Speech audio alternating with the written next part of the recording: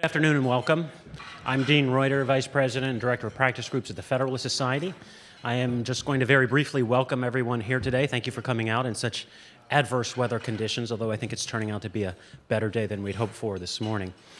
Welcome to our panel discussion, a preview panel discussion of next week's oral argument in King versus Burwell.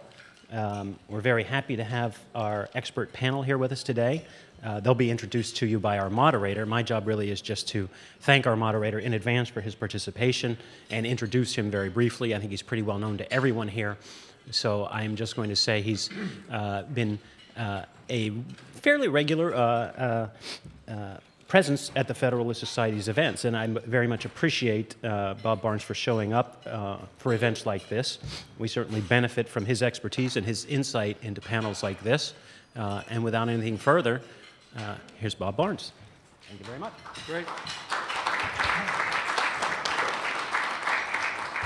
Thank you very much. My job is to keep these guys on track and to help with your questions and to ask a couple of questions of my own. And so we'll try to get to it pretty quickly. I'm not going to give you all of the qualifications of this group. As we say at the Supreme Court, you'll have to trust me that I believe that they possess the necessary qualifications.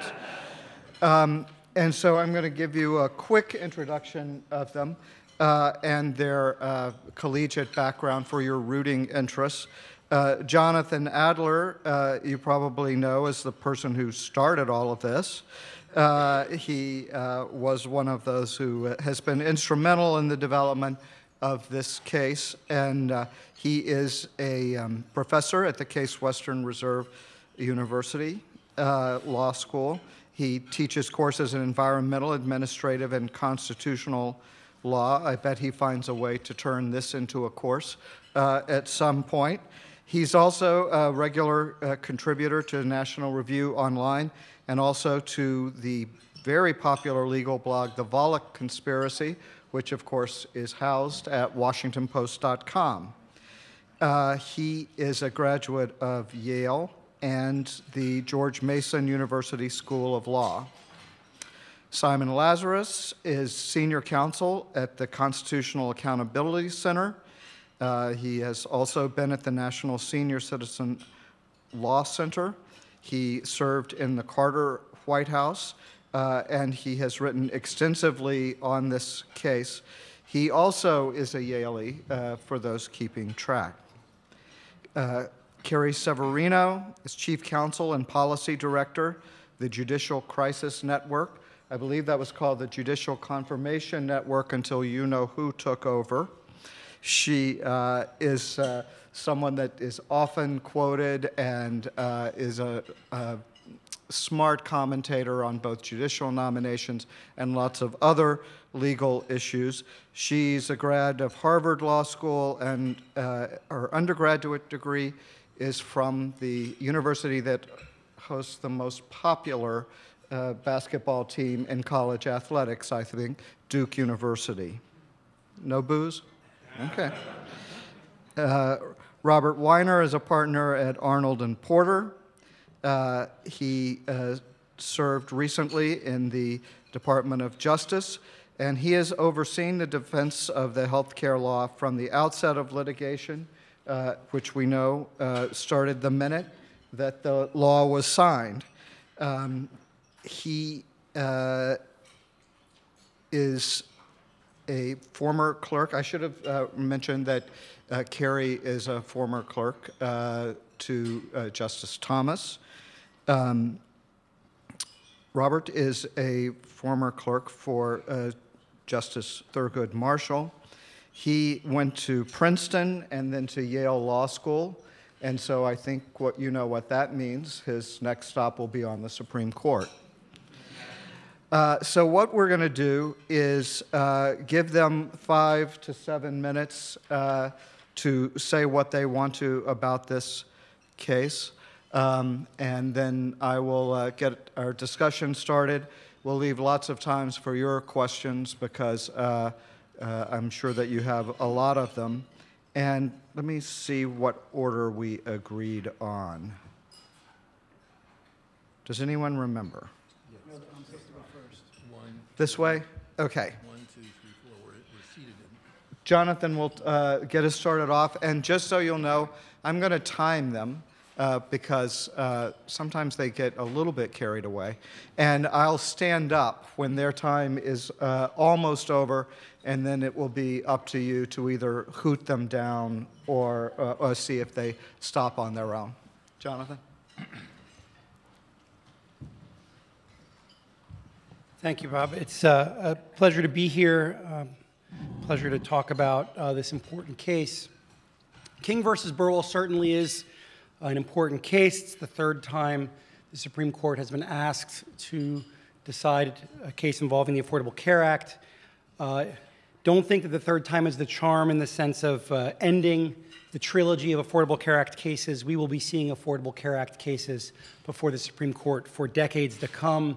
In fact, just 2 weeks ago, another cert petition was filed by the state of Maine challenging the application of portions of the Affordable Care Act under the Medicaid program. There are plenty of other cases in the lower federal courts. This statute creates a perfect storm for litigation. The case we have that's being discussed next week, though, should be a relatively straightforward case. It's a case about statutory interpretation that asks a fairly basic question, sort of question that courts traditionally should not have too much difficulty with. Did Congress, in enacting the Affordable Care Act, authorize tax credits in exchanges established by the federal government? It's a sort of statutory interpretation question that courts are asked to consider all the time. And applying the traditional rules of statutory interpretation, it's the sort of question that would not cause much difficulty, but for one thing.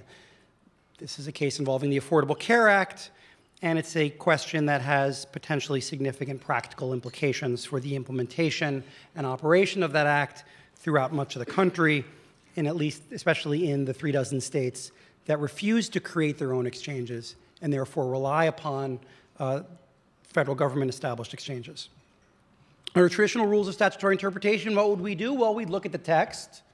We'd look at the provisions that authorize the tax credits, the source of law for there being any tax credits at all, and we would see that the relevant portion of the statute, Section 1401, authorizes tax credits for the purchase of qualifying health insurance in exchanges established by the state under Section 1311. It says this multiple times, and these references to exchanges established by the state under Section 1311, we know, were added to the statute at multiple different times. The plain language establishes 3 requirements: that the purchase be on an exchange, that the exchange be established by a state, and that it be an exchange that satisfies the requirements of 1311.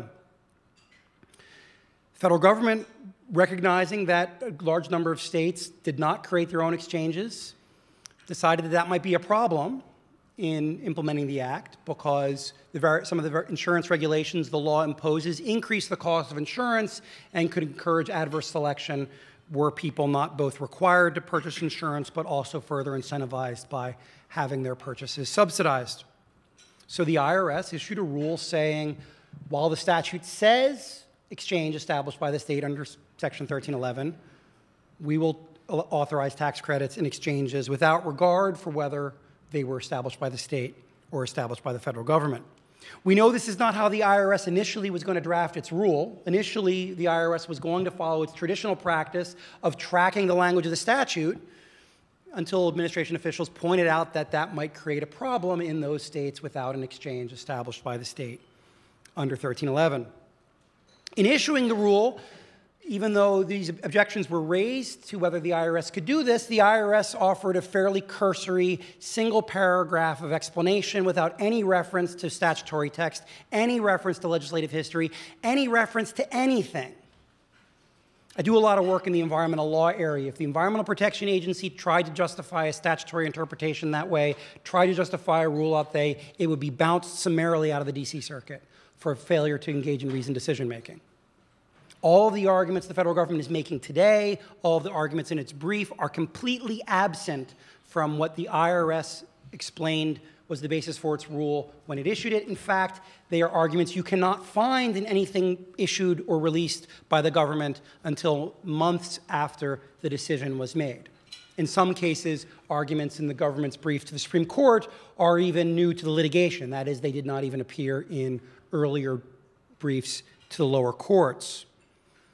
I think it simply illustrates that the position the government is in is trying to explain how the plain text of the statute provides for something that the plain text of the statute does not provide for. That is, authorizing tax credits in exchanges that, under the statute's plain language, are established by the Department of Health and Human Services. Traditionally, again, we would say this is an easy case. Agencies only have that authority which is delegated to them by Congress. The IRS only has the authority to recognize tax credits and, in the case of refundable tax credits like these are, to draw on the federal treasury and send checks out to individuals and insurance companies if that is what Congress has authorized. Congress did not do so. The Senate Help Bill, one of the precursors to the ACA, did have language explicitly authorizing tax credits in federal exchanges. That language was not put in the ACA. Instead, we have language that only authorizes tax credits in exchanges established by the state. And so the federal government makes arguments like the phrase exchange established by the state is a statutory term of art, even though it is not defined as such in the statute, even though the word established is used consistently throughout the statute, even though the word state is expressly defined in the statute to mean one of the 50 states or the District of Columbia. It is the first instance I'm aware of the government trying to argue that there is a statutory term of art that actually expressly contradicts definitions provided for in the statute. Were this the 1970s, I think the government would make a very different argument. It would talk about purpose. It would talk about the broad aims of the statute. Thankfully, that's not the way courts interpret statutes anymore. They care about text. They care about what passes Congress and what is signed into law, what satisfies bicameralism and presentment. That's what the court looks at. Again, this should be an easy case. Unfortunately, because this involves the Affordable Care Act, we know that nothing is easy with this law, and we'll have to see what the court does sometime between now and July. Thank you. Perfect timing.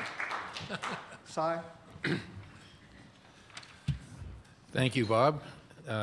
Excellent job, as your jobs always are, Professor Adler. So I will try to also stay on course and come in on time under budget. I think it understates things to say that Professor Adler has been instrumental in the development of this case. I think we have to give him credit for extraordinary creativity in coming up with a theory of what the law means and what Congress intended that no one involved in the process on either side of the aisle had any inkling of when the law was being considered and when it was enacted. And so to come up with this theory something like 9 months after the law was enacted is particularly impressive. And I think that it really goes beyond that also. Professor Adler actually has come up with at least two different, really quite different theories about how the law should be understood and what the argument supporting the result he's proposing should be. He's come up with at least two completely different theories, and they've gone back, and the defenders of the law have gone back and forth on which of these theories to rely on. At first, he and his co-author Michael Cannon said that the established by the state phrase on which they based their entire argument as they interpreted it was a glitch. That was the word that they used. It was, in other words, a drafting error. And they made essentially a purely textual argument that, glitch or no, it has to control the interpretation of the statute and basically turn the entire statute upside down and make it unworkable in states where they have a federal exchange. But shortly after that theory went public, I think that Professor Adler and his colleagues decided that that might not really stand up as a purely textual argument. And so they came up with a completely different theory, which is that Congress actually deliberately designed the law so that exchanges in states where the state elected to let healthcare.gov run their exchange, so that those exchanges couldn't offer tax credits or subsidies and hence would fail. And they strained to evidence that Congress actually intended this result. And you can understand why they would strain. In order to believe that, you have to believe that people like Chuck Schumer and Patty Murray and Harry Reid got together one day and said, I know how we'll induce these states to set up exchanges if they're reluctant to do so. We'll give our political opponents in those states who abhor the ACA the power to destroy it, which does seem a bit implausible. And in fact, there really is absolutely no evidence in the record that Congress so intended. And I should just point out that Professor Adler and his colleagues came up with a few purported examples which they relied upon. Every one of these few examples has either been literally withdrawn by them because it didn't hold up at all, or has just been quietly withdrawn and they just don't rely upon it anymore. Or else they're just, if you look at them, they are patently absurd. And I'll just mention a couple of these. There are a few others. At one point, they relied heavily on an exchange on video between Senator Max Baucus and a Republican senator while the bill was being marked up in the Finance Committee, which they claimed showed that Senator Baucus said that the credits would only be available in state-established exchange states. If you actually looked at the video, he didn't say anything like that at all, and eventually Professor Adler's co-author, Michael Cannon, acknowledged that publicly. Another tall tale that they relied upon, and it is a tall tale, was that the fact that the bill confined subsidies and credits to state-established exchange states was the result of a deal forced on the sponsors of the legislation by Senator Ben Nelson in order to get his crucial 60th vote. In fact, however, this is also a complete fiction. The language that they rely on was set in the Finance Committee, never got to and never changed on the floor, never even addressed. And if there was a deal with Senator Nelson, this was not part of it, which he has now stated expressly in a letter. So if we want to know what Congress actually understood when they passed the bill, just ask Paul Ryan, who said while it was under consideration that the credits and subsidies were going to cover virtually every American across the country. Senator Hatch said basically the same thing during that time. And there are numerous other examples of people noting that was the case. And I'd have to say, my colleague on the panel, Ms. Severino, is one of the authors of the brief on behalf of senatorial and House opponents of the bill.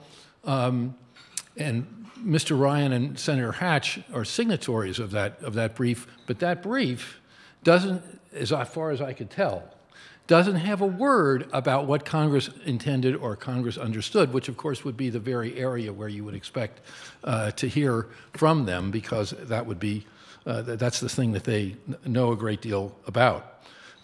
So I think the fact that you're standing indicates that I've See how well this works? No, it does. It very does. So I think I'm going to leave it there. My colleague Rob is going to take up essentially the text argument that our opponents rely upon, which is basically the glitch argument, however gussied up it is, and he will respond to that after Ms. Severino speaks. All right. You see why I agreed to moderate Federalist Society debates? It's because it's so easy. You just basically stand here and let people argue, and so it works out well for me. Carrie? Who needs a red light when you've got someone standing looking over your shoulder?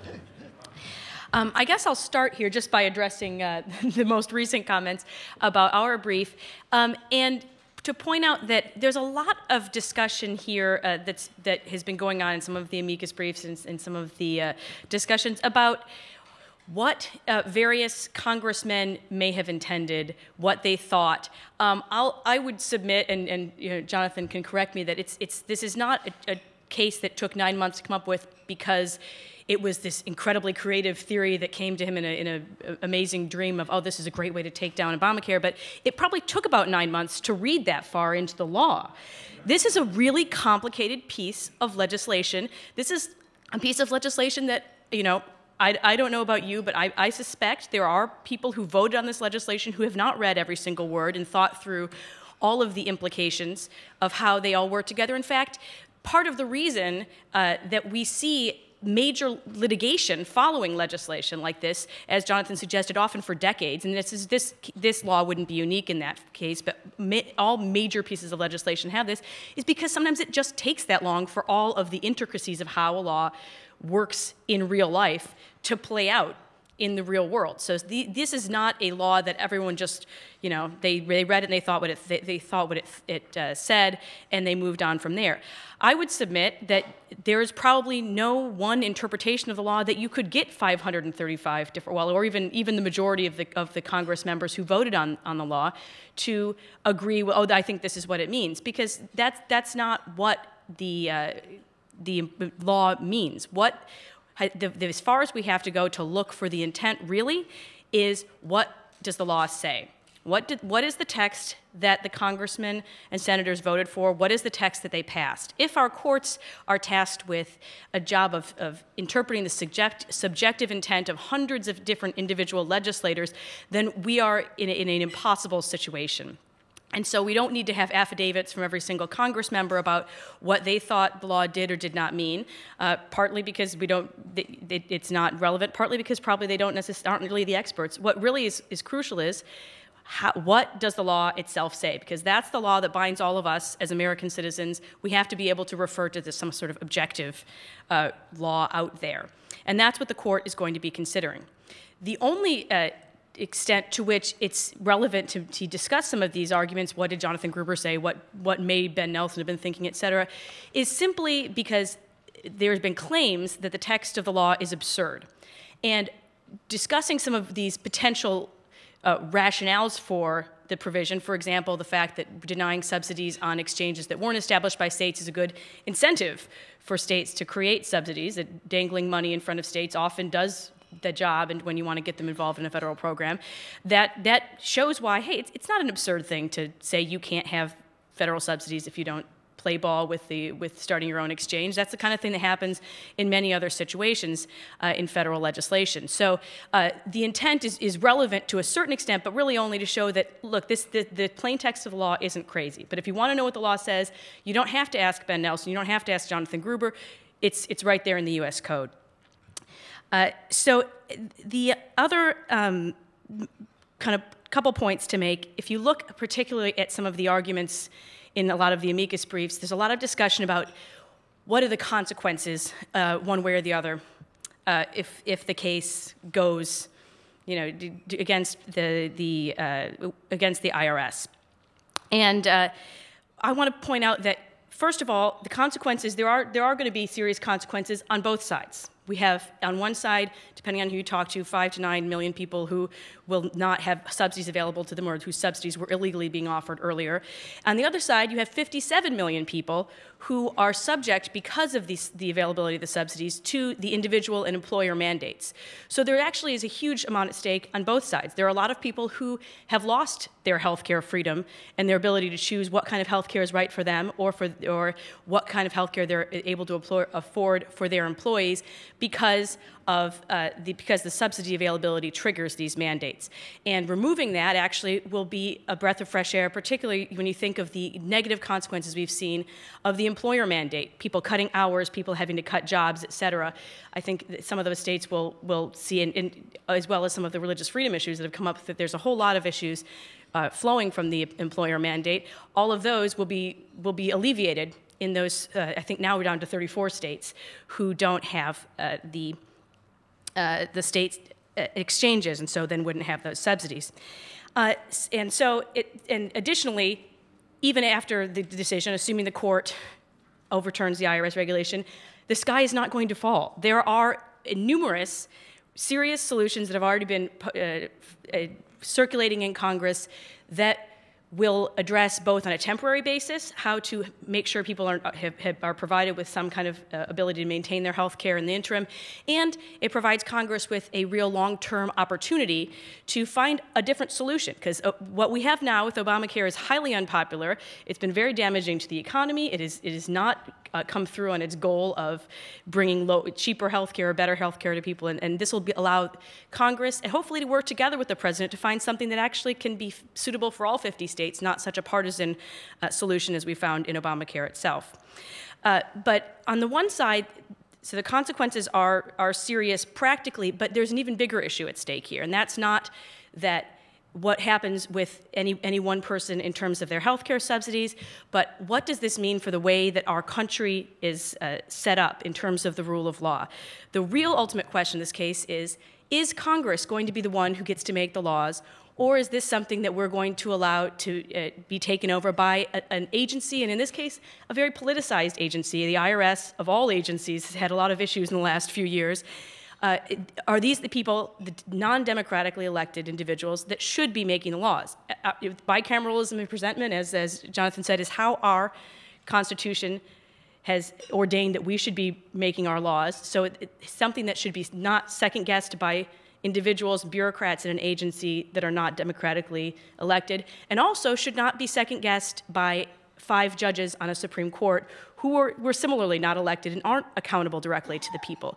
So ultimately, the ball is going to be in Congress's court. It was in the beginning. Congress is the one that wrote the law, and I hope the court will leave it there and allow Congress to fix or change the system as it sees necessary.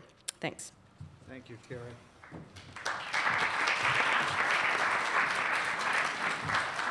I've never had such cooperation from a panel before.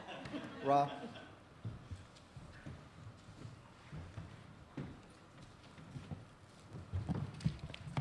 Good afternoon. Well, I do agree that this case is about the rule of law, and this case is about whether the legislative prerogative to enact statutes is going to be overridden by 5 justices on the Supreme Court. That is the issue. But I think that a decision for Ms. Severino's or Professor Adler's position would do just that. It would override Congress's intention. Now, to listen to them speak, you would think, when you read this statute, you would find a provision that says subsidies are only available on exchanges established by the state.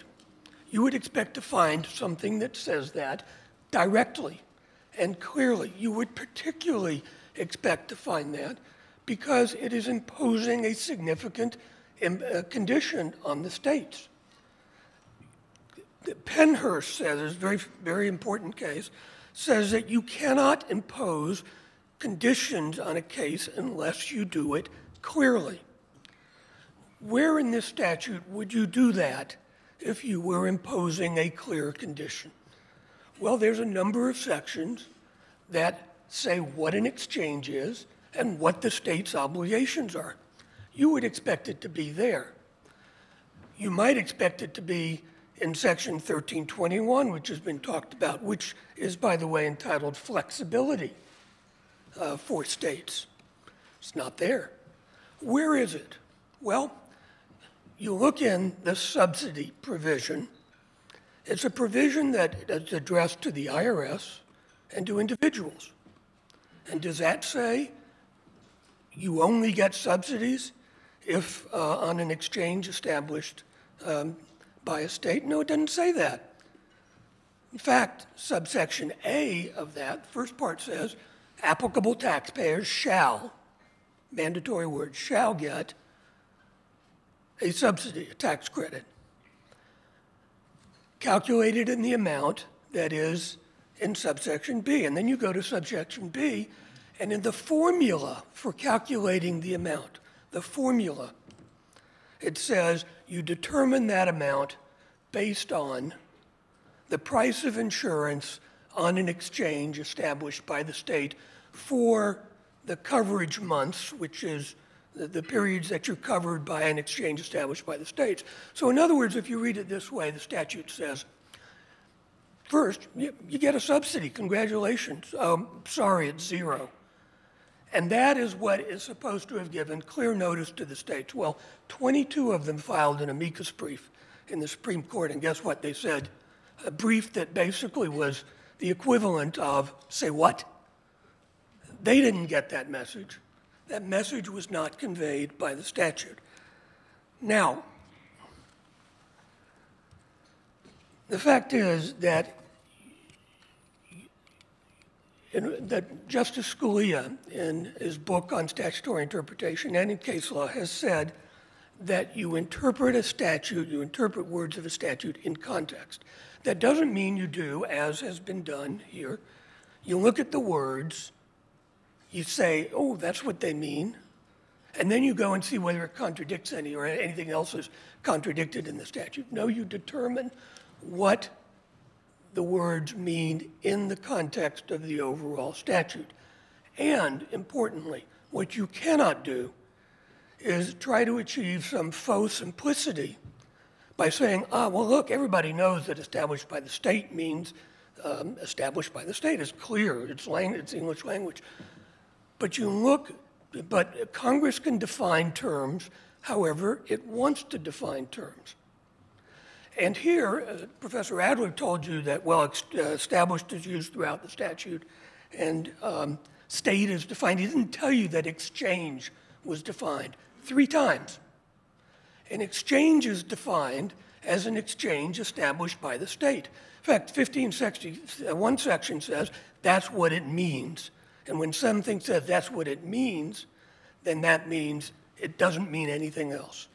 So if exchange with a capital E, and they capitalized it all the way through to signify that it was a defined term, if exchange means established by the state, then nothing works. So what was Congress trying to do? Well, you look at 1321, the provision that talks about the secretary coming in if the state doesn't establish an exchange. 1311 says the state has to establish an exchange.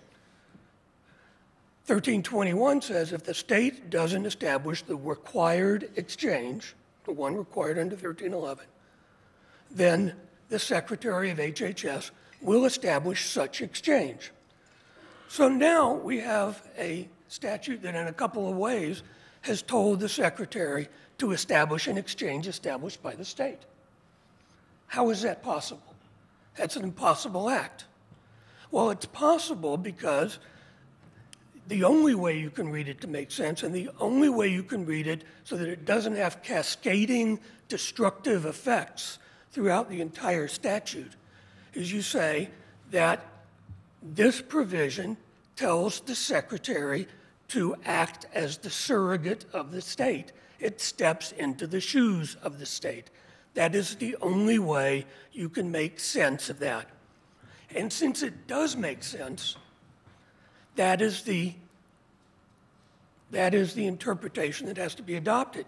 Because the provision, the reading of Professor Adler and Ms. Severino only stands if it is the only permissible reading of the statute. Because, as Justice Scalia has written, except where textually impermissible, there is a presumption that a statute is read to be effective. Congress is presumed to be rational. They are presumed to try to achieve the result that they state in the statute. And that's the way the statute has to be read consistently with the text. Great.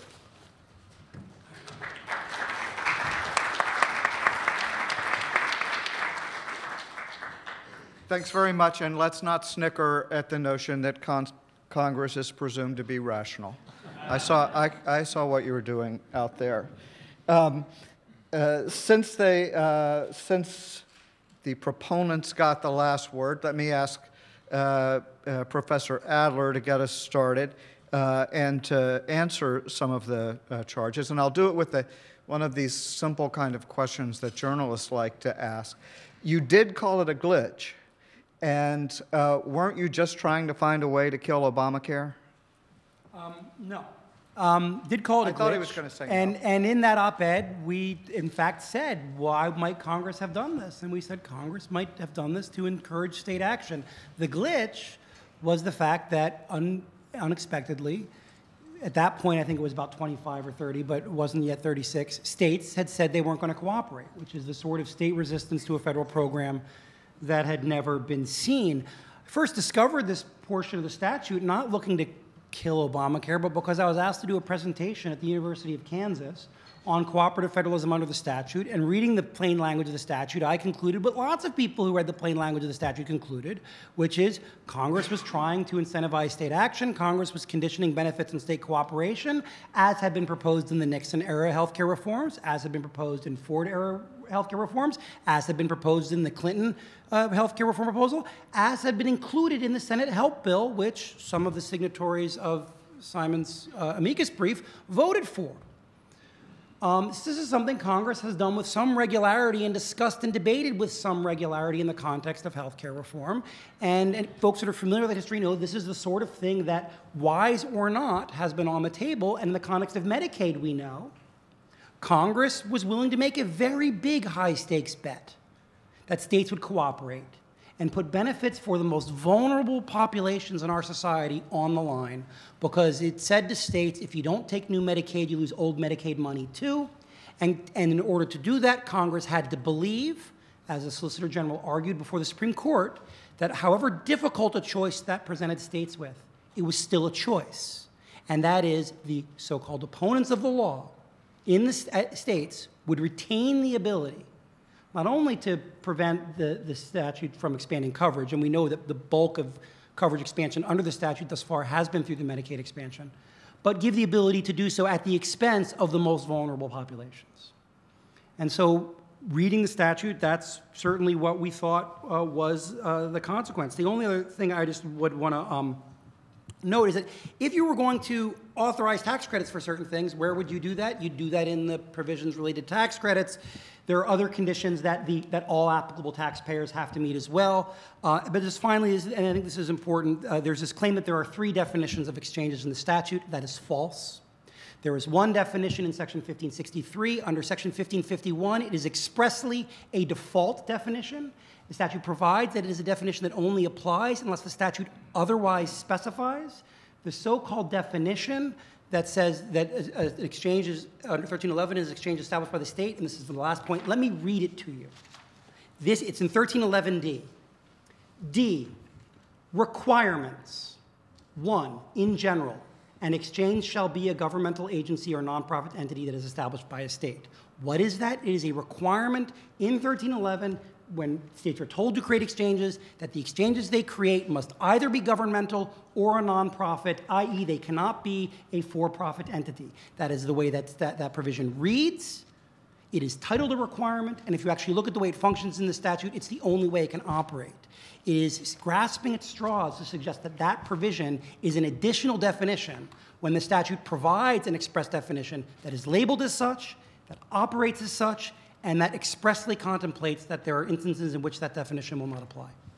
Rob, it is correct, right, that there's no way that this law would have passed unless states were given the opportunity to go first on establishing exchanges. The Senate was pretty insistent in that. So why doesn't it make sense that this was just another way to encourage the states to do what Congress wanted it to? It makes no sense to do it because if you wanted, again, Professor Adler conveys the impression that what happened here is that the states, if they wanted to participate, would participate, and if not, they wouldn't get subsidies. Not exactly the way it worked. What Congress did was provide a federal fallback exchange. Why would Congress provide a federal fallback exchange? Because they wanted to make sure that there was an entity in place to function as an exchange in those states. So that's why they provided a federal fallback exchange. If you wanted to coerce a state or incentivize a state to participate in the exchange, the way you would do it would not be to create a federal fallback exchange that didn't work. That's what is being claimed here. Now, and so there is a Medicaid model, and Medicaid says that's not the Medicaid model. I'm not aware of any model that says we're going to give you a federal fallback, and then, but if you take it, we're going to make sure it doesn't work. Medicaid says you either participate or you don't. If you don't get the money. Other statutes provide a fallback. None of them have this this weird hybrid that is being argued for here. I'll give you one later.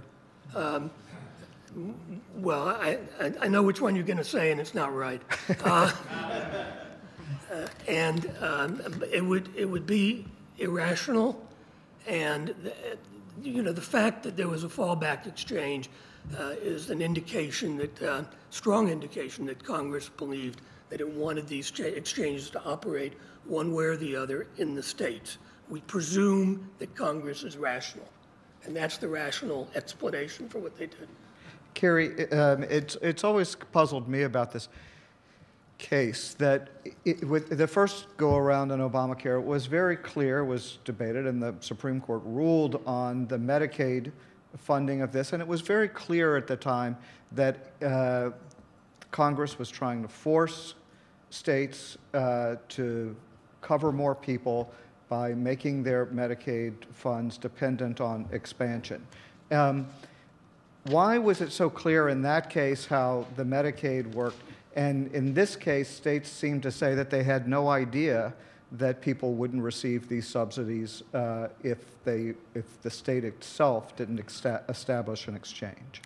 Well, I can't get in the heads of the state legislators who were not actually reading the law, or the congressmen who were perhaps not looking at all. I think it's clear in this case, and this goes a little bit to what Robert was saying, that at the time it was passed, it wasn't really contemplated that states wouldn't do these things. I mean, the law actually purports to almost make it mandatory. They say that states shall establish the exchanges. Of course, they knew they couldn't do it, which is why we couldn't actually require it, which is why they have the fallback exchange. But they did not budget money to set up those fallback exchanges. The CBO did not score it as if they were going to have to spend a single federal dime on these exchanges. So everyone assumed those were not going forward. I think that could be another totally plausible alternate explanation, is they thought, well, we don't have to offer this in federal exchanges because there won't really be a federal exchange. That's just there to preserve it from what happened to the Medicaid expansion, which is the charge that they're trying to force the states to do something that they're not, this federal government doesn't have the authority to do.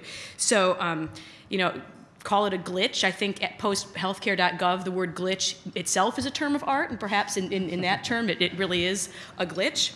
But if I can address a couple of Robert's other points, just the clear statement rule that he referenced from Pennhurst, I think we have to recognize that actually the Supreme Court precedent on this, I think the biggest case would be Gregory versus Ashcroft, talks about how upsetting the federal-state balance, and what the federal-state balance, as discussed in this healthcare, in the previous Obamacare case, is traditionally that the states are the ones who deal with setting Medicare or Medicaid insurance, medical insurance requirements, and so to upset that, we need to not have just something that's vague or ambiguous, but actually a clear, an unambiguous statement from Congress. If there's anything regardless of how you read this thing, you can read it that it's unambiguous and says this is available on an exchange established by a state, or you can say, well, in this context, maybe we can find some ambiguity, but you certainly can't say it's an unambiguous statement that the federal government is going to offer exchanges or subsidies in all of these cases. So under, I think, our traditional federalism understanding, it's very clear that we can't just have the IRS reading into a law some ambiguity and then have a federal takeover of another state area. Similarly, one other case, just to respond, would be the Utility Air Regulatory Group case, which talked about situations where you have an act-wide definition. So as we're debating on how many definitions there were, I won't join in that fight. But when there's an act-wide definition and it creates anomalies elsewhere, you don't just change the definition act-wide. You change the definition where there is an anomaly. So if it does create problems elsewhere in the law, that doesn't mean that you get to just throughout say, okay, exchange established by a state means exchange established by anyone. You have to actually just fix those ones where they are rather than rewriting the act-wide definition. So, Si, I'm going to let you bat clean up on what you've heard so far. Okay. Well, I'll just take on two points. Point that was touched on by Rob, but I think we should clarify, stated very clearly, and that is in cooperative federalism statutes, and there's so many of them, where Congress sets objectives, defines criteria, and then leaves it to the states to carry out those programs. And we have so many examples of those, of course, and this is one of them. There are two models. There is the conditional grant model, which is Medicaid is the leading example, but there are many others of those, and that is, we'll give you money if you do X. If you don't do X, you don't get the money. The other model is the federal fallback model, which says the states shall carry out a program in accordance with certain criteria, and if they don't, the federal government shall carry that program out in that state. And the exchanges and tax credit, the exchanges are an example of the latter model. Just anticipating what Professor Adler may say, there is at least one statute that he knows better than I do, but I do know, the Clean Air Act, which has both, which has a hybrid. It provides that if states have to create a state implementation plan for carrying out the federal Clean Air Act criteria, and if they don't, then the federal government will promulgate a federal implementation plan of its own. And it is true that in the Clean Air Act, there also are grant provisions. But the difference, Jonathan, is that the Clean Air Act is crystal clear what the states have to do and what the consequences will be if they don't do it. Crystal clear. And to support your interpretation, there's no clarity at all, as we've discussed. Secondly, the Clean Air Act provision is not programmed to fail. In other words, if the federal government has to set up the alternative program, the Act doesn't say, you get to set up a federal program, and we're going to write it in a way that it keeps it from functioning at all. And that is actually what will happen here if Jonathan's side prevails, and I'll leave it at that. Jonathan, that doesn't make sense, does it? That the law would say that the federal government shall establish an exchange if the state doesn't do it, but then doesn't provide the subsidies that everyone agrees are necessary to make it work? Well, a couple things. One is, if you go back and look at the way exchanges were discussed and described as the statute was developed and passed and promoted, exchanges were to provide a wide range of functions, not merely to be a gateway for tax credits. Not all people that purchase insurance on exchanges are even eligible for tax credits. The primary purpose of exchanges historically was that this would be Travelocity for health insurance. I guess Joe Biden's the gnome or something. But that was the primary purpose, because there are informational asymmetries in health insurance that make it very difficult for consumers to engage in the sort of comparison shopping, comparison in terms of price and benefit and so on, that would characterize a more competitive and more well-functioning market. And for example, the first time I talked about these provisions in the statute, that Kansas conference, the Kansas Commissioner of Insurance, who was preparing to create an exchange at the time, go back and read her talk. And what does she say is the single most important function that an exchange is going to provide?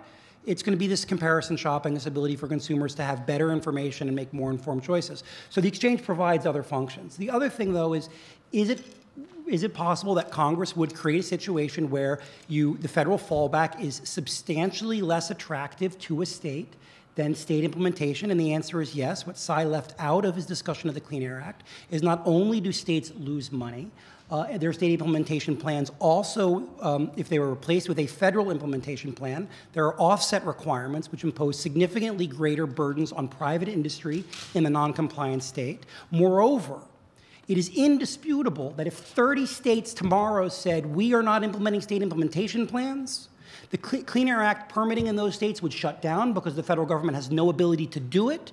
The permits necessary for private industry to get are operating permits. So companies would no longer have the ability to operate. They would be subject to citizen suits. It would be something that is far more extreme than anything is being talked about here. What's different here is this is the first time we have had dozens of states say, no, thank you. Last quick point. In New York versus United States, the Supreme Court upheld as a constitutionally permissible incentive a combination of regulatory and tax measures which severely punished industry within the non-cooperating state to the point where those industries would potentially have to shut down if their state did not comply with the requirements of the Low-Level Radioactive Waste Policy Act amendments. And that was part of what was upheld as constitutional in New York. Congress may not do this all the time. It may not be wise for Congress to do it, but Congress has done it. What the plaintiffs are suggesting the statute does here is not something that is unprecedented, unheard of, and certainly not something that states were completely unaware of either. But we can get to that later if people want to. Rob, when this was started, it was this lawsuit. It was dismissed by supporters of the law as, an absolutely crazy idea, makes no sense, no judge is ever going to agree with this. 6 appeals court judges have looked at this, and by my count, and believe me, someone here will correct me if I'm wrong, 2 have said that the law means that no subsidies for federal exchanges. 2 have said that in context it's clear that Congress intended for those on federal exchanges to get subsidies. And 2 have said we can't tell whether or not, we can't tell what Congress intended, thus the law is ambiguous and it's up to IRS to decide. So was your side either completely wrong about this, or have you gotten a bad draw in the courts? It would probably not be prudent for me to answer the last part of the question. At the time this statute was passed, I think particularly the developments since the grant of cert here have demonstrated that there was a universal understanding of what this provision meant. I mean, just think, if you had told members of Congress that the way this is going to work is that the blue states are going to get the subsidies, and the red states that aren't very happy about participating, everybody in their state's not going to get subsidies, and by the way, we're going to blow up your insurance market, that wouldn't have gone over very well. You would have heard debate, you would have heard complaints. That didn't happen. Why didn't it happen? Because everybody understood what the statute meant. And just like everybody understood what the statute meant that was at issue in the Yates case. Nobody thought that tangible object meant fish. Nobody here thought, it didn't even occur to people that this was an issue. And so Under those circumstances, I think it was fair for everybody on my side to assume that the courts operating in the context of an IRS regulation that gave an interpretation of the statute that was reasonable and was faithful to a reasonable reading of the text, that the courts would not try to impose a different understanding than the one that would inform the election, the adoption of the statute. Now, you can talk about what are the proper sources of legislative history, and you can go through all of that stuff. As a matter of policy, just think about that. If everybody here, when this statute passed, and everybody in Congress and everybody in the press had one impression, and the court comes in after the fact and says, no, it means something else, is that really the way the democratic process ought to be working?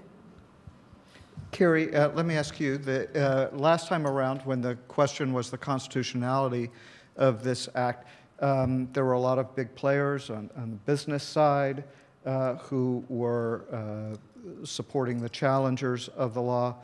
This time, those players are not really in this fight. You filed an amicus brief, I think, on behalf of the lawmakers.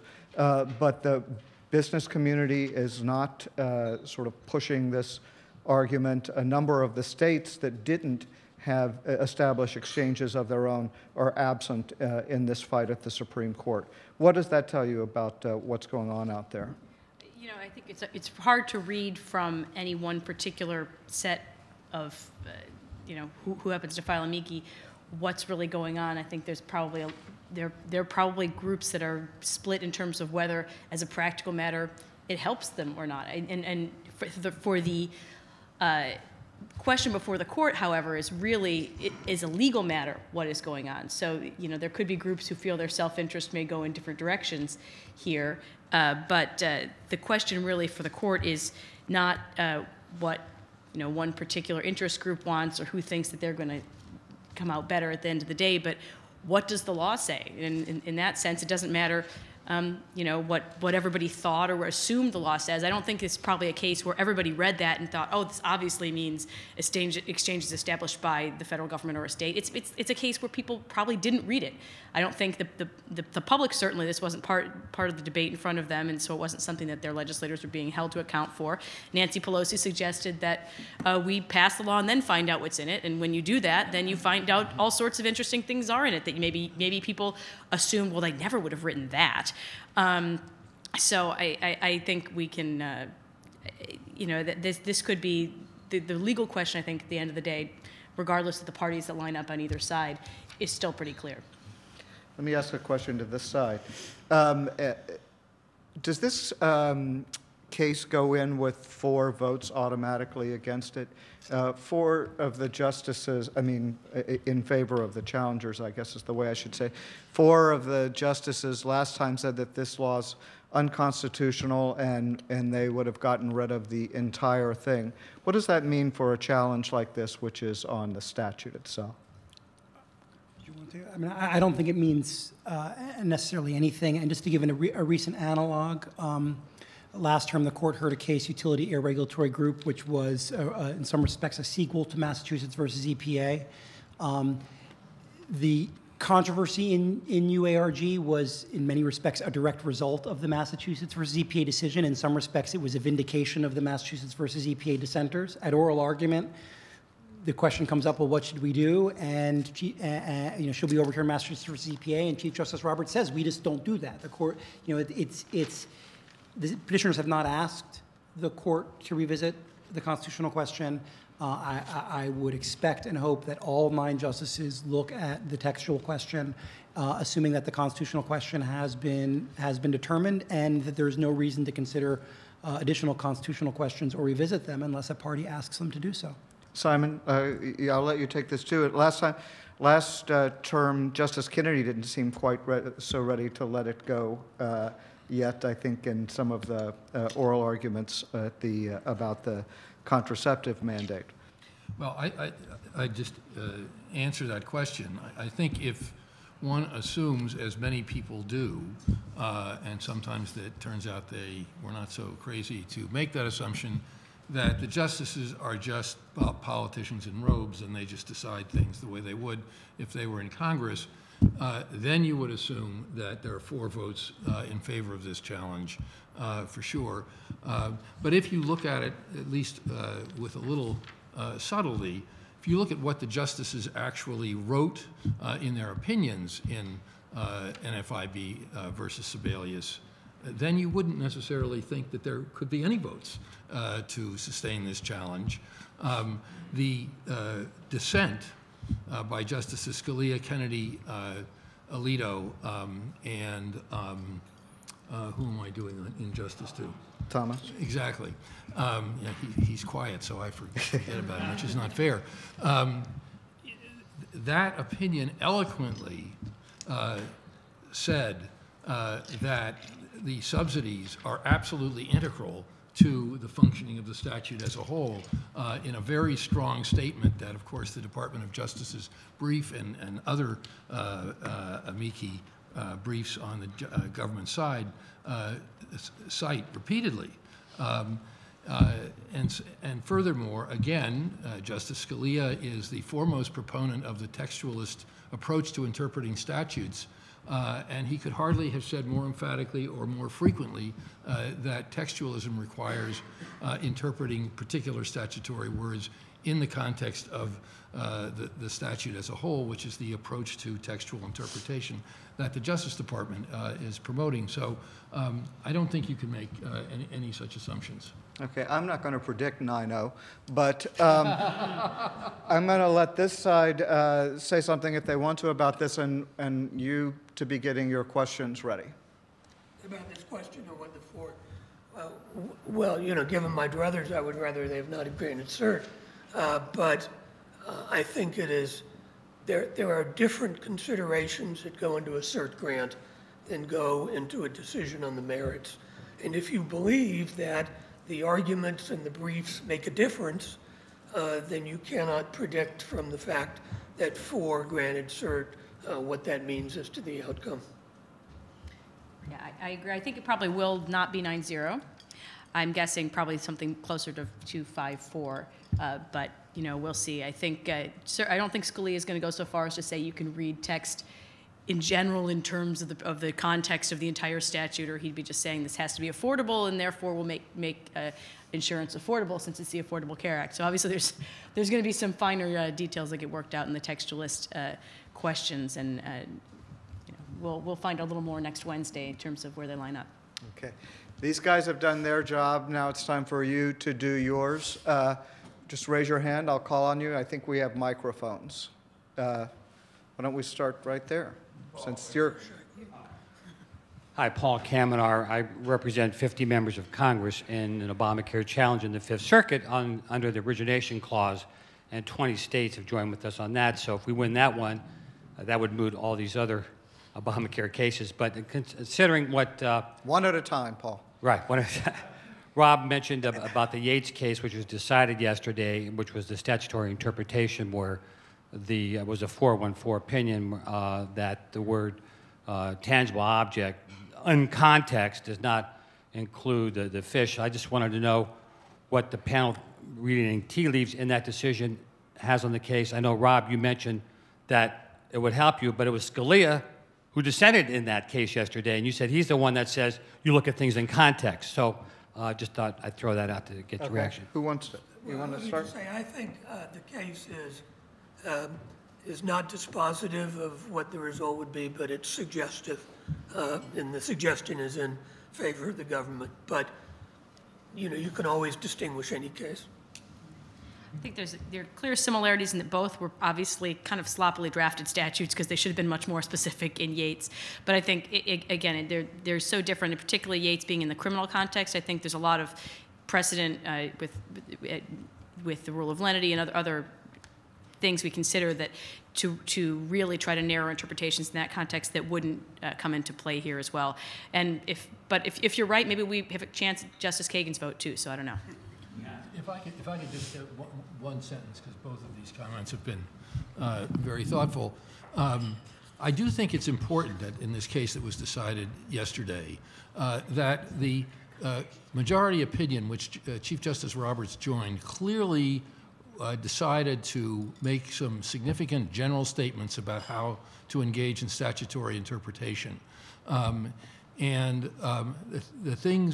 approach that they suggested is really the approach that the administration is supporting in this case, and I think it's very contrary to the approach that Carrie and Jonathan are supporting. It's a practical, common sense.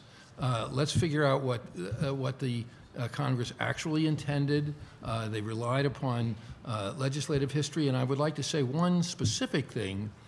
They rejected the idea that Congress is bound by, or the courts should pay that much attention to, dictionary definitions or ordinary usage of terms, because they said the statute in Congress can define a term any way they want to, and in that case there was no definition of the word tangible object. Here there is an actual definition of exchange, which our opponents are saying is contrary to the ordinary language or dictionary definition, and therefore should be rejected. So I think that those things are both strong support and may indicate the way the Chief Justice is thinking. Jonathan thinks you're wrong. Well, you know, I think I agree. There aren't really tea leaves in Yates. I mean, it is, as has already been noted, it's a criminal case, so there are rule of lenity issues. Secondly, there's a fundamentally different question about whether or not you understand the scope of a term based on its context. So is tangible object just the sorts of tangible objects the statute is concerned with, or is it all of them? And there are cases like, is defendant only criminal defendants or all defendants? And you know, that sort of understanding the universe to which a general term applies is the sort of thing that context is necessary to do. Our argument is not disputing that or disputing context. I think context is essentially important. I think every word of the statute is important. The question is whether or not context can convince you that night means day. What was at issue in Yates was, okay, if the statute says day, how far does that go into dusk? How much of twilight is that encompassing? And we're not relying on dictionary definitions. We're relying on the definitions that Congress actually provided and paying attention to the scope of the definitions in the Affordable Care Act that Congress actually provided, the latter point of which the federal government, despite its claim to be looking at context in the whole statute, never addresses. So, I mean, this argument that, oh, context is what saves the federal government, I don't think is an accurate characterization of the plaintiff's case. As a reporter, I don't make predictions. I'll just say I'll be surprised if, in this case, Justice Ginsburg writes the majority and Justice Kagan writes the dissent. So, who else? In 1984, Congress rewrote the Internal Revenue Code. It was probably as long as the Affordable Care Act. The very next year, they had to consider a 250-page technical and correcting amendments bill to correct all the ambiguities, sloppy language, misprints, and whatever else that were in the bill that nobody bothered to read even after it passed. Now, no one would suggest, I think, on this panel, that the IRS had the right to clean up all the mess in the bill. It was Congress's responsibility. Why is that any different now than it was in 1984? Okay. Who wants that? No, it's not. Congress did some of that in the reconciliation bill, although the reconciliation bill was necessarily limited. So, for example, had the House decided that it read the statute and the Senate bill was as limited as the plaintiff's claim, under the reconciliation rules, it's not clear they could have changed that because of the budget implications. But reconciliation did that, and I know there have been something like 15 or 20 actual small changes to little provisions in the Act that Congress has passed and have been signed into law. That's how you fix things like this. And if Congress doesn't want to fix them because there's a new majority that doesn't support the old policy, that's the way our political process is supposed to work. Anybody else? So I think the premise of the question is that this is a drafting error, and I take issue with the premise. I don't think it's a drafting error. I think when Congress said that the Secretary shall establish such exchange, and defined it as an exchange established by the state, that Congress was saying that the secretary steps into the shoes of the state, and that for purposes of the statute, and this is what, I wouldn't have called it a term of art, I would say under the definitions and the way the statute is constructed, that for these purposes, an exchange established by the secretary is an exchange established by the state. Who else has a question? Okay. Yes, sir.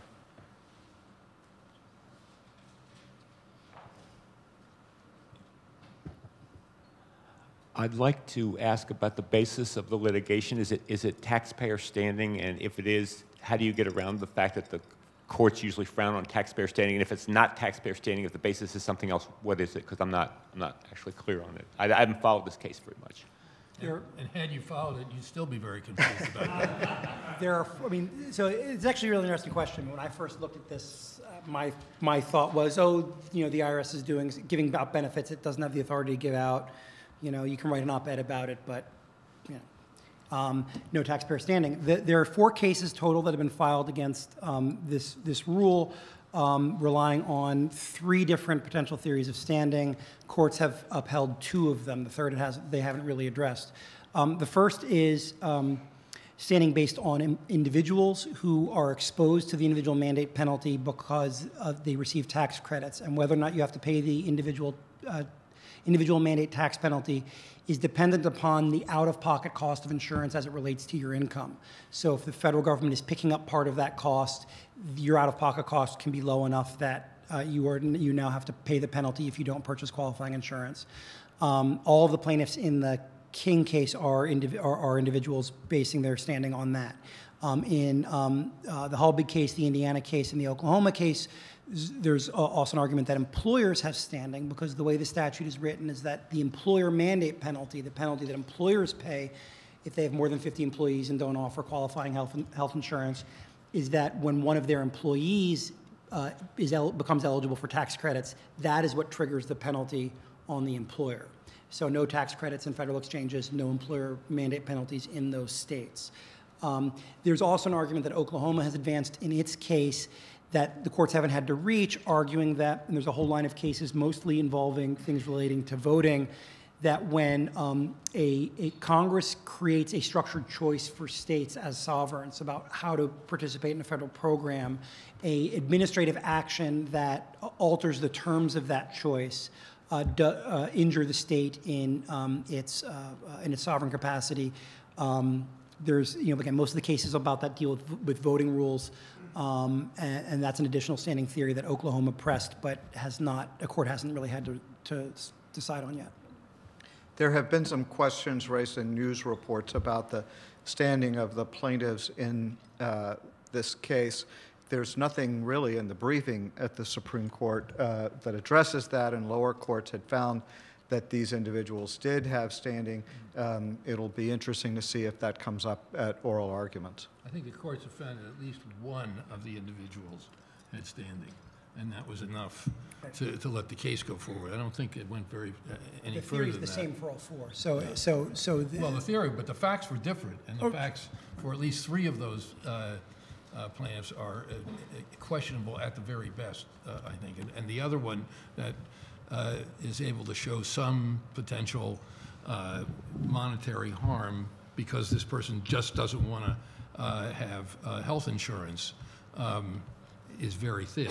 And Judge Davis in the Fourth Circuit stated a very strong statement that even if technically that establishes standing, the fact is it shows that there's virtually no one on the side that Jonathan and Carrie are promoting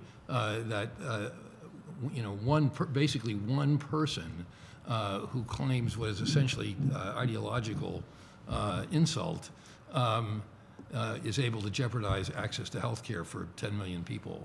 But you have also in the other cases, the other employers, you have the states, you have the school districts, and if ideological stakes aren't enough for standing, don't tell Doug Kendall, because all cases like Friends of the Earth and stuff would really be problematic if ideological and subjective interests aren't enough. Okay, reporters don't like standing that much, so we're going to call on this. we actually have a paper parenthetically tracking the number of changes to this law, and there have been nearly 20 that have been actually passed by Congress and signed into law by the President. It's on a website at gala.org. But my question involves the issue of congressional intent. And there have been a number of people on both sides who were involved in the legislative negotiations. But Tom Miller of the American Enterprise Institute has a post this morning reporting on some deeper analysis of this that shows that the Help Committee actually had language in its version. Explain what that is the for Health, folks. Education, Labor, and Pensions Committee in the Senate had legislation that it was that it had passed through the committee that specifically said that federal subsidies would be available through its federal default exchange, which they call a gateway. The Senate Finance Committee's bill did not.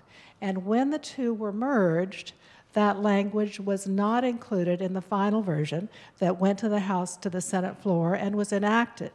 So it would seem, in looking at previous Supreme Court decisions, that if you can determine that the Congress had before it a way to solve this problem and discarded it, that would seem to be, to me, a smoking gun for congressional intent. Whatever reason, we can't know that.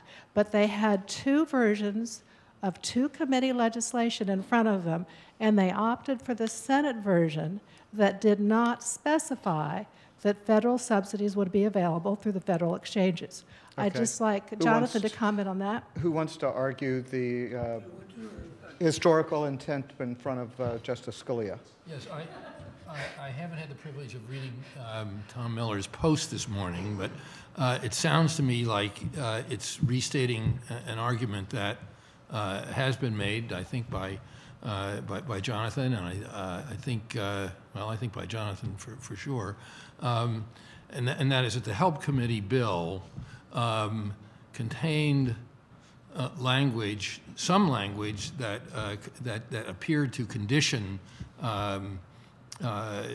subsidies on states taking certain actions, and that should be taken as evidence of what Congress did or could have intended, and then there's also references to the language which I think you must be referring to, although I'm not entirely sure. But I think that the answer, quite frankly, is that the Finance Committee bill, whose language that wrote the language in which established by the state appears, and most of the language about the exchange provisions, did solve the problem for the reasons that Rob has identified. In other words, they wrote a provision that said states shall establish an exchange in compliance with certain criteria, and then they had another provision in which they said if the state fails to do that, then the secretary shall establish such exchange.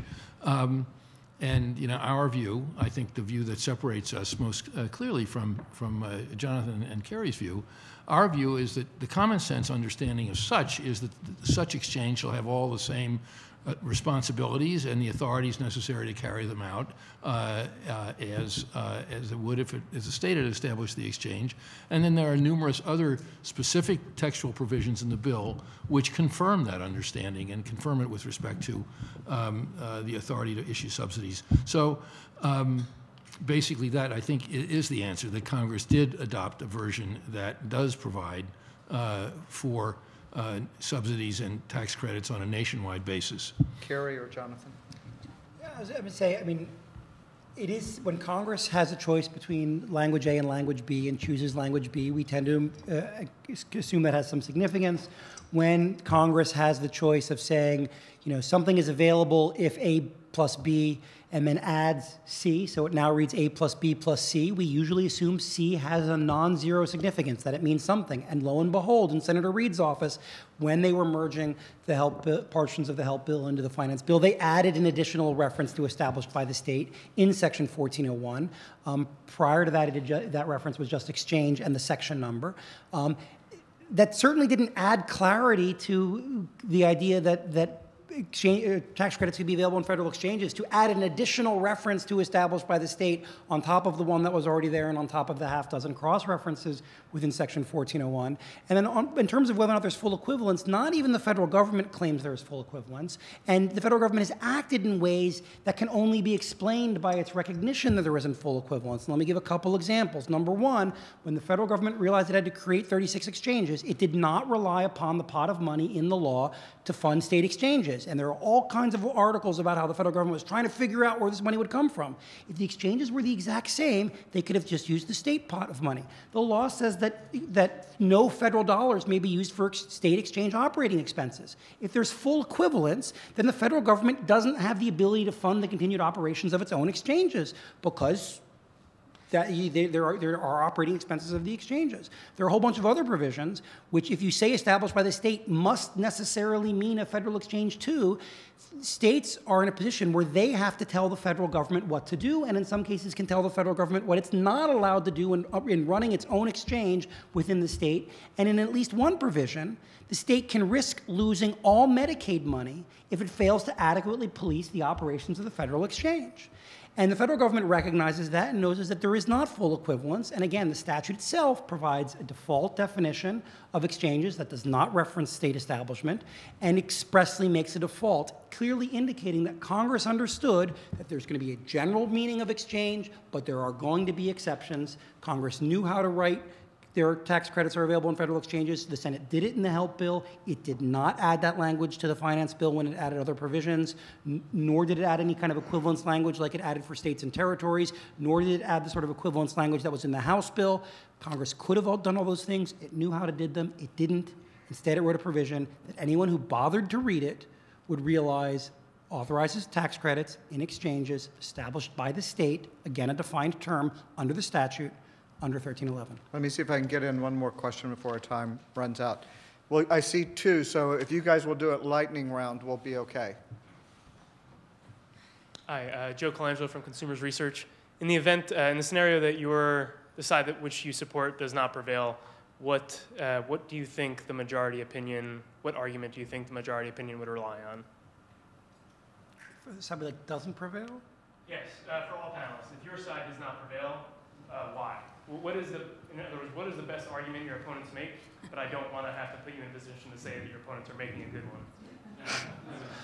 I think if the government prevails, there's a very good chance it'll be because some of the justices are persuaded by some of the federalism arguments raised in various amicus briefs, particularly the state amicus brief, the Merrill Gluck et al. One, and that's the state one. There's a third one. But the interesting thing about those arguments is the federal government doesn't press them. And the reason the federal government doesn't press them is because they are dangerous arguments for the federal government. Because if you ramp up the federalism concerns under clear notice or under federal-state balance, that creates potential ramifications for the Clean Air Act, for No Child Left Behind, for other parts of the statute. But I do think that avenue is probably the best way to a majority for the government. Simon, you're going to be nice about the other side? The government did endorse, I just want to say the government did endorse that argument. Yeah. And secondly, I don't think, as a liberal on these issues, I don't think it's a dangerous argument in this case because the clear notice requirement on the facts here is so clear that you won't find that operative in many other cases. Okay, there was one other question over here. Hi, Paul Heldman with the Potomac Research Group. If the government loses, does the court have discretion to create some sort of transition period? And do you think they would use it if you do think they have that discretion? They're the court, they can do whatever they want. Yes, they do. It's not very often that they do that, and there's very little in the briefing that discusses remedy, so I don't think we have a very clear idea of whether or not the court would, for example, stay its mandate, say something about the effective date of the decision, or perhaps even remand to lower courts for additional briefing on remedy.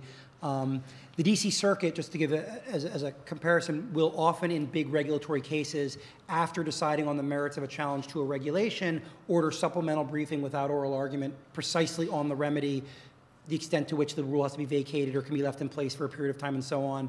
The Supreme Court just rarely is in the position of having to think about that, so I don't think we have a lot of guidance on what they are likely to do in that eventuality. Rob? Yeah, I think the Supreme Court did that in the bankruptcy case years and years ago. I think it was like in the 80s when they struck down the bankruptcy statute. But that may be the last time, so they don't do it very often. That said, as we all know, the Supreme Court may not be right, but it is final. So they can do pretty much what they want. Anybody else? Well, you can see, people ask me all the time, isn't it hard being a reporter to be objective in stories that you write? And you see from this debate why it's not that difficult, because there are always really good arguments on both sides and really smart people making them. So please join me in thanking the panel for doing that today.